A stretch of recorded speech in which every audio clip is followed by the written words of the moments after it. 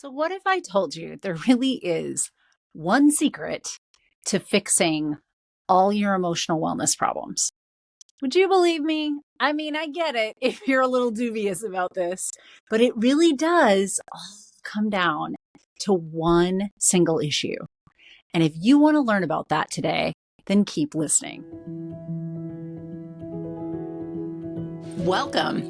This is how to fix your sucky life. That's right. Maybe you're somebody who says, "So life sucks. Now what?" Right? Fix me, doc. I don't know what to do with all of this. This is a podcast that teaches anybody who's interested in learning a little bit more about how to get control of the anxiety in their life, the stress in their life, all of those feelings that are bogging you down. I'm your host, Dr. Natalie Marr, a clinical psychologist of the last 2 decades and a trauma therapist. And I'm here to help you understand how things early in our life, things like trauma or really difficult times, impact us later in life. So much so that it drives us off course and into patterns that are not helping us. They don't serve us and they create suffering for us. And there's a lot of information swimming out there. So I know that people are looking to feel better and want to know what works. Why don't we help you fix that sucky life? I take all of the information from neuroscience, my experience over the last 2 decades, and all the fits and starts of my own personal life, and I put it all together in a toolbox for you so that you can stop just surviving and learn how to really thrive in your life. I know it's possible to get there, so let's get started.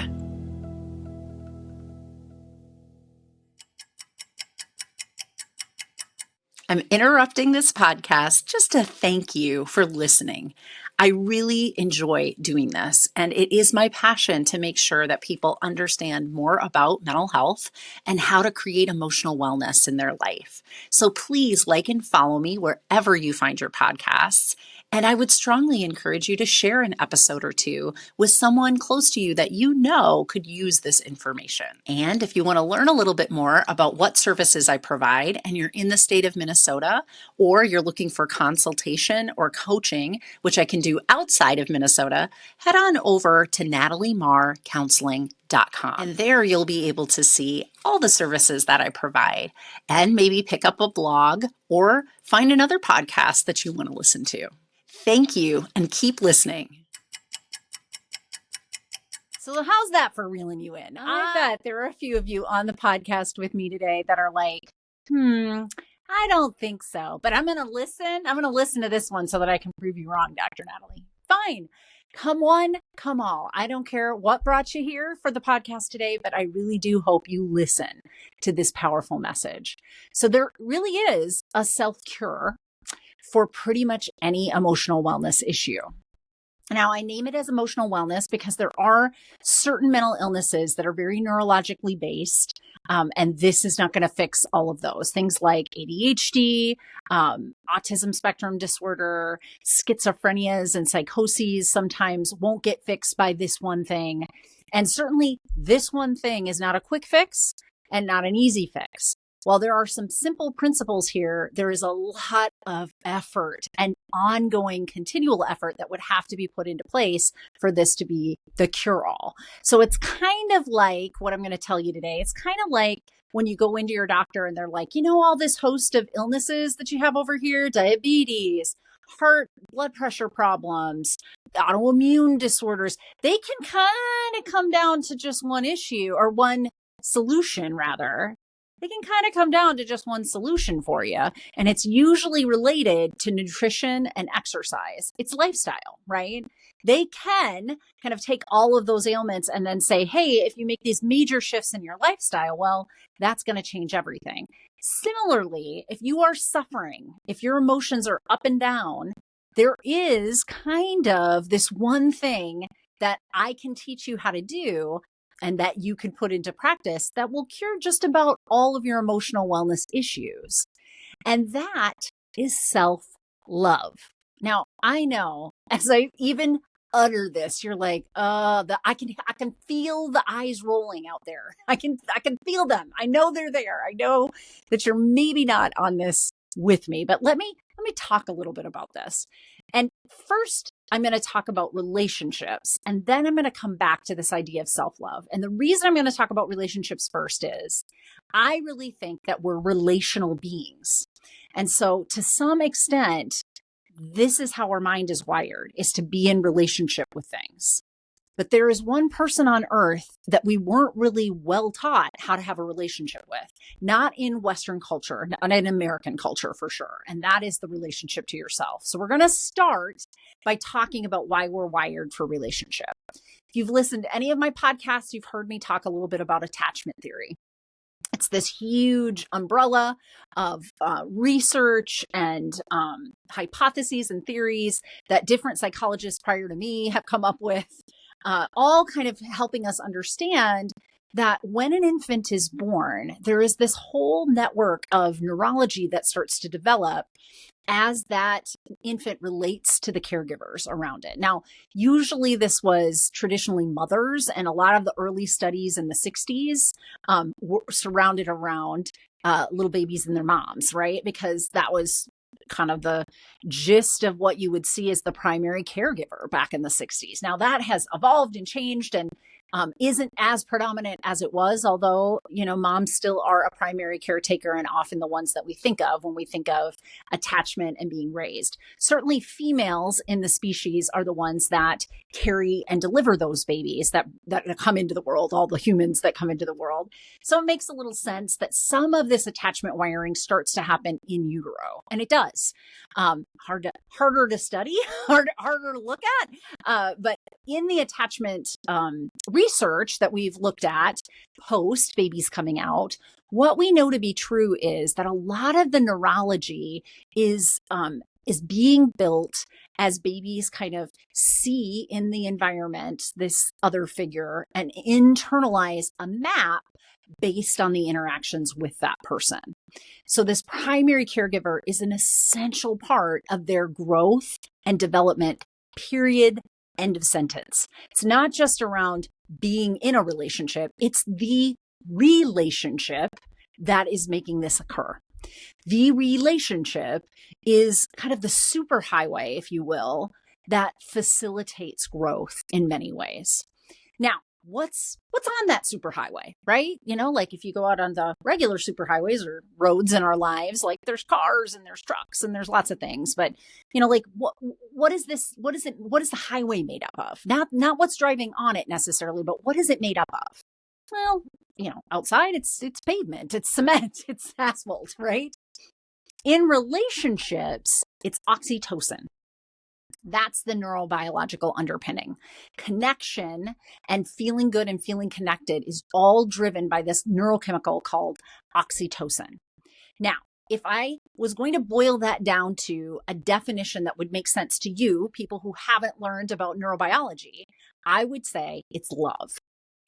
Love and connection are really what facilitate relationship. And when we lack it, we yearn and lean in for it. And when we have a lot of it, we feel really good.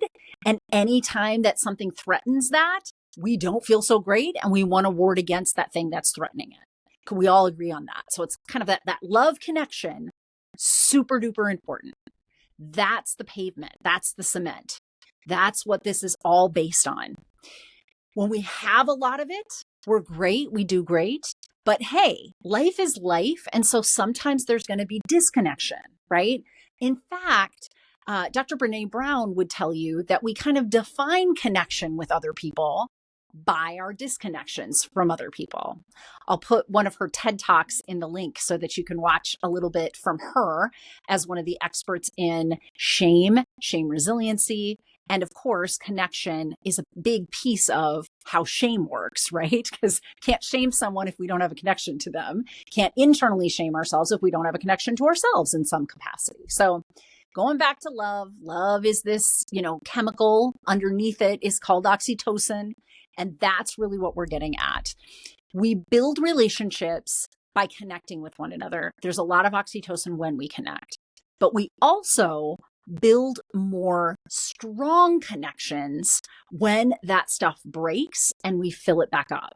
So how do highways actually work out here? I'm going to, I love a metaphor. If you haven't watched or listened to one of my podcasts, then you clearly don't know me, but I'm going to take this metaphor as long as it can go. So in the highways, in Minnesota, I'll just start where I live. There's a lot of cracking during the winter. Ice gets in there, expands, and it buckles the roads. And there's just these deep potholes and pivots and divots and cracks in our roads. So through the summer, the funny thing that we say is that there's two seasons, winter and road construction. All through the good weather months, there's a lot of road construction where they go back in and they make repairs. Now, do they literally tear it out and build it right back up? Not usually. I mean, it takes decades before they get to that point with roads. What they do is they fill the cracks and they asphalt over the top of that concrete over and over and over again. So they're kind of repairing it. But over time, what's happening is a stronger road, right? I know that sounds odd, but this is how relationships work too. Think about it. So when a relationship has a real big disconnection, we call that separation in psychology. When it has a separation, there is an opportunity to repair it. And it's actually in that repairing that the relationship grows stronger. So we call this separation and reparation. And the process of separating and repairing actually grows a stronger relationship. And this is what we see neurologically in these young children as we're looking for the purposes of research and attachment. What we see is, when mom loses it and scolds you, there's a separation.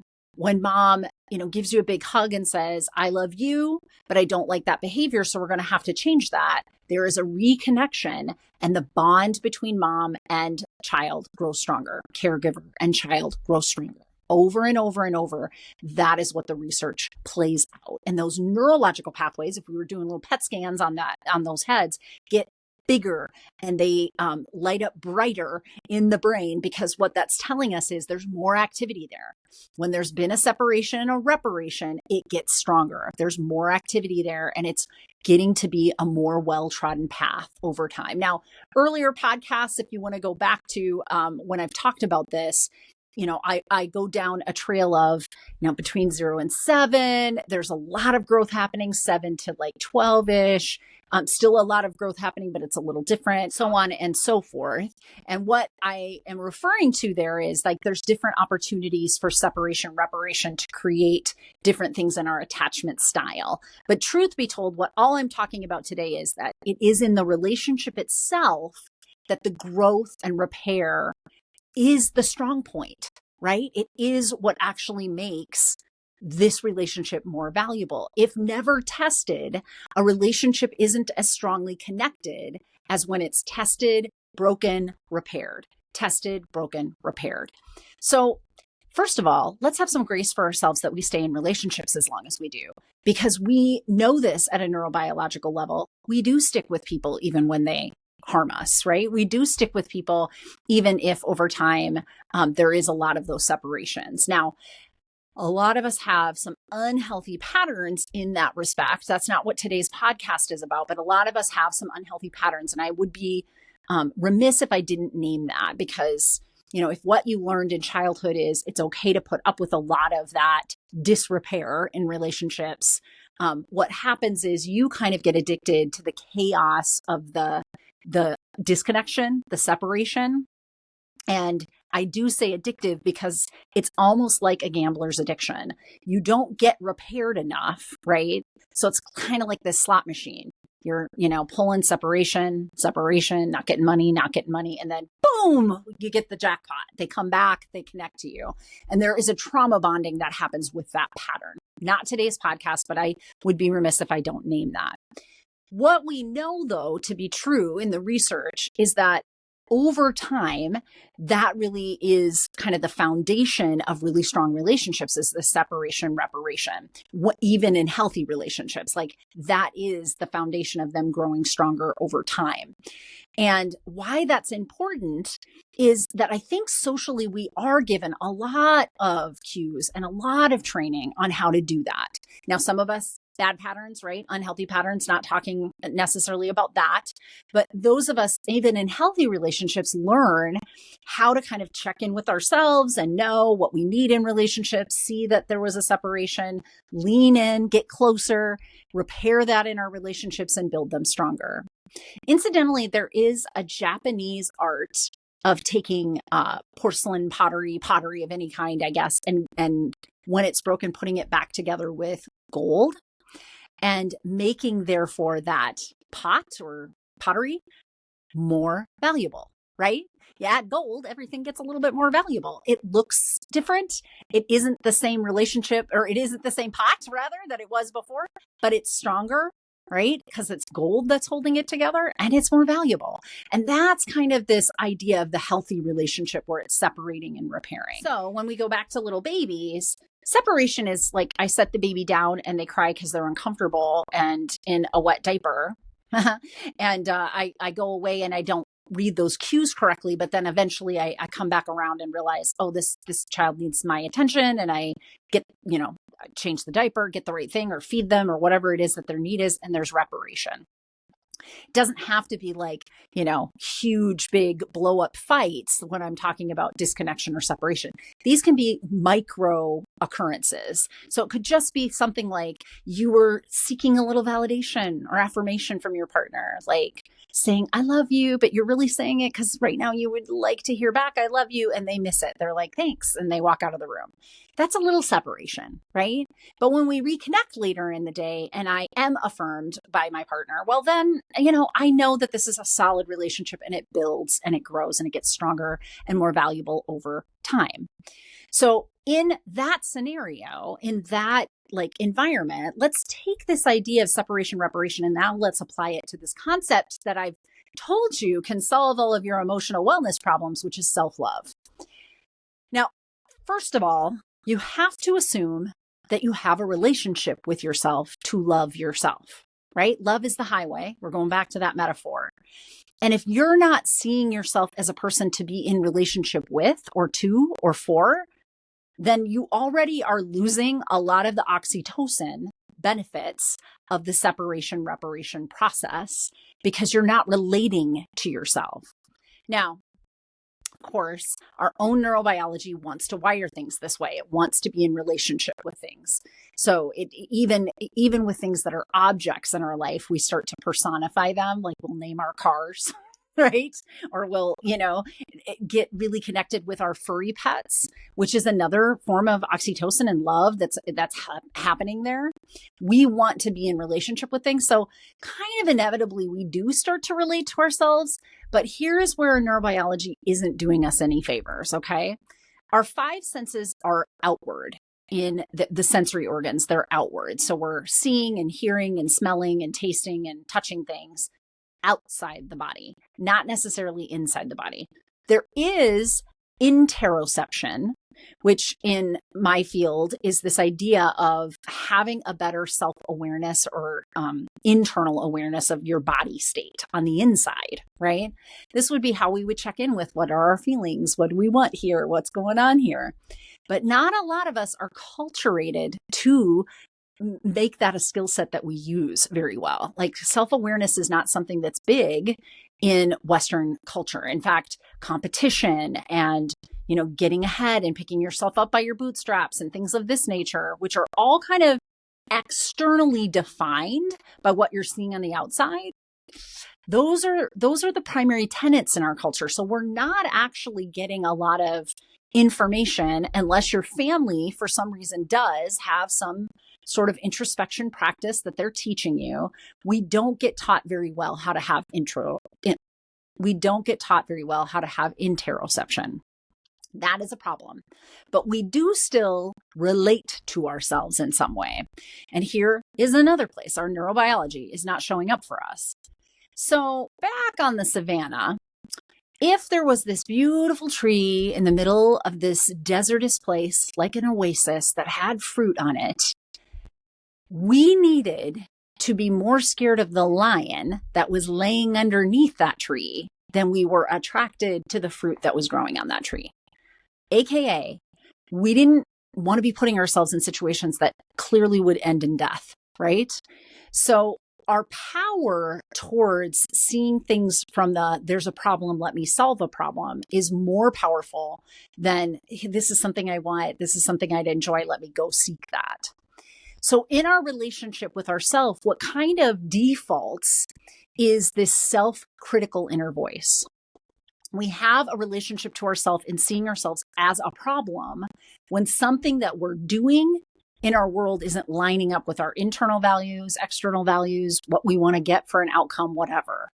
And we are quick to name and admonish ourselves for those things in an effort to then course correct that and do better for ourselves. But here is the problem. That's a separation, right? When we start to admonish ourselves, get self-critical, like, dang, how could you do this thing again, Natalie? That's a separation. But what we're not really wired to do, unless we've been taught to have some good interoception or some relationship with ourselves as a self, we don't repair that. And we're not getting the benefit of the reparation in that separation reparation process. And I think that one of the ways to solve this issue is to have self-love, is to start to build a relationship with you. You are the only person, my friend, that you are stuck with till the end. You came into this world with you. You will leave this world with you. There will be many other people that come in and out of your life that you relate to. Yes, we're wired to be in relationship, to be in a tribe, to love one another. But there's literally only one person that you're attached to the entire time. Why wouldn't you want to have a relationship with that person? Why wouldn't you be working on reparation when there is separation? Well, the answer to that really is because you weren't taught you needed to. So today I'm teaching you.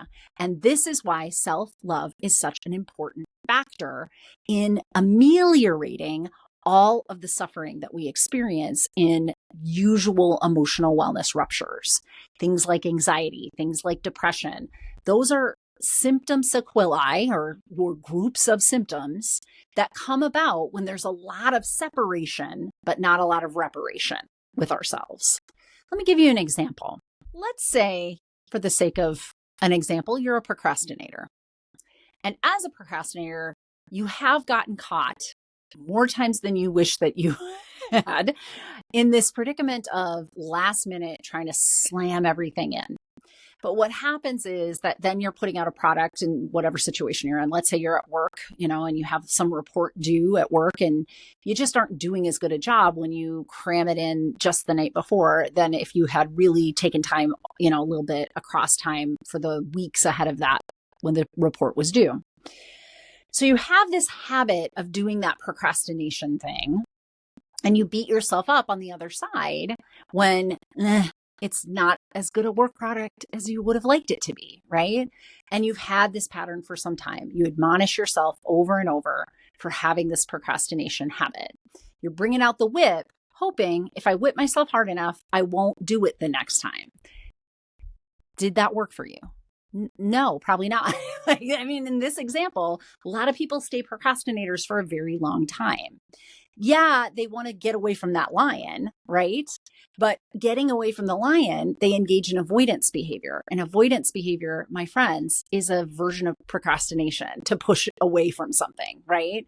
And so you're kind of blinding yourself to the very behaviors that feed the procrastination cycle because it's a bad admonishment. It's an icky thing. You want to push away from that. You want to avoid that.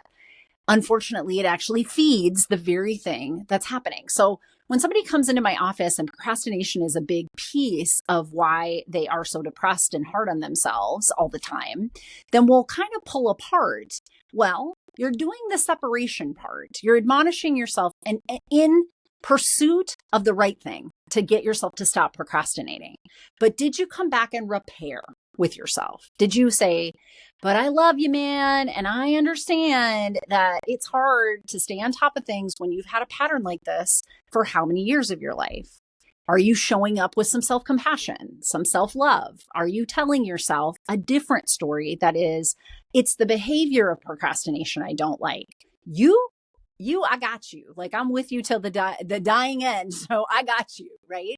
No, probably not. And so we'll work through as you sit across the couch from me. a way for you to start to show up more compassionately, to have an empathetic lens when you find yourself in those circumstances. So yeah, you brought out the whip first, but instead of avoiding the whip, I want you to lean in, right? I want you to lean in to this behavior that you have with procrastination and love yourself all over for it until that reparation creates a stronger bond with yourself. So you don't want to push away and avoid this altogether as much. You want to lean in and help fix it. And you can bring online the parts of your brain that are not in survival mode, trying to fight or flee from this. They know a lot of things about how to work around this and build a different behavior.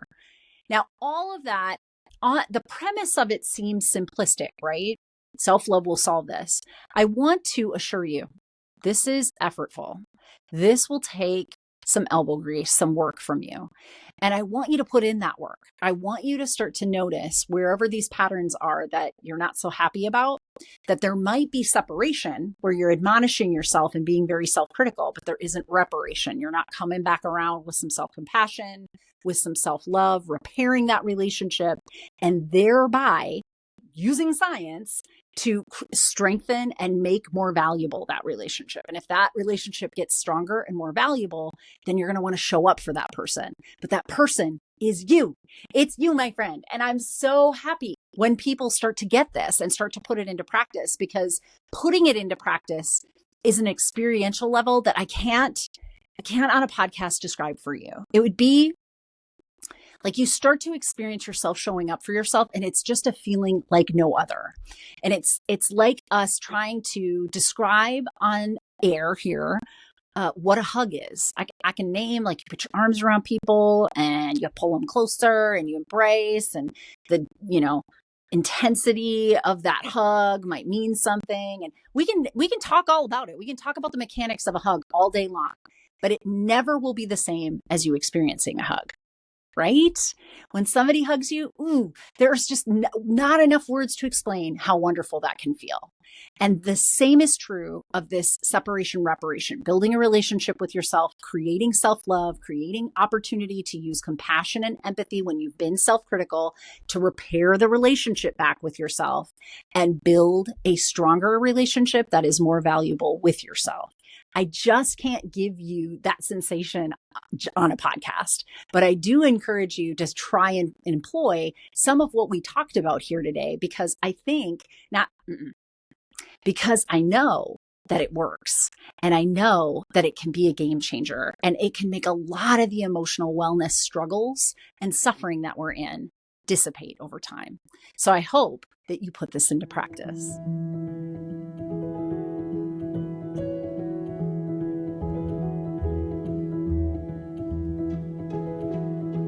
Because I am a licensed clinical psychologist in the state of Minnesota, I need to be sure that you understand this podcast is for educational and entertainment purposes only, and it is not a replacement for any mental health or medical therapy, counseling, or other treatments. I also want to be sure that if you are in crisis, that you seek out help. So I'm going to share with you here 2 different resources that you might use for yourself or someone else you know that's close to you in crisis.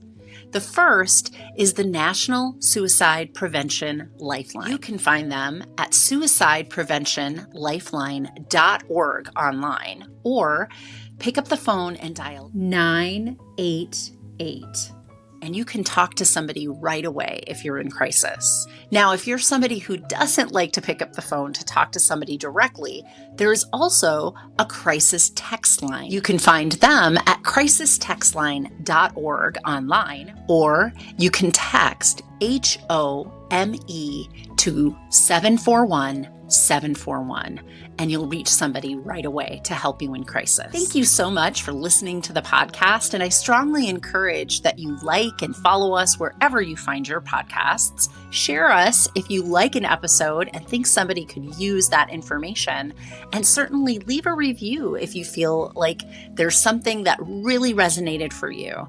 It helps me when I see those reviews to make sure to have relevant material on the podcast that you want to hear about.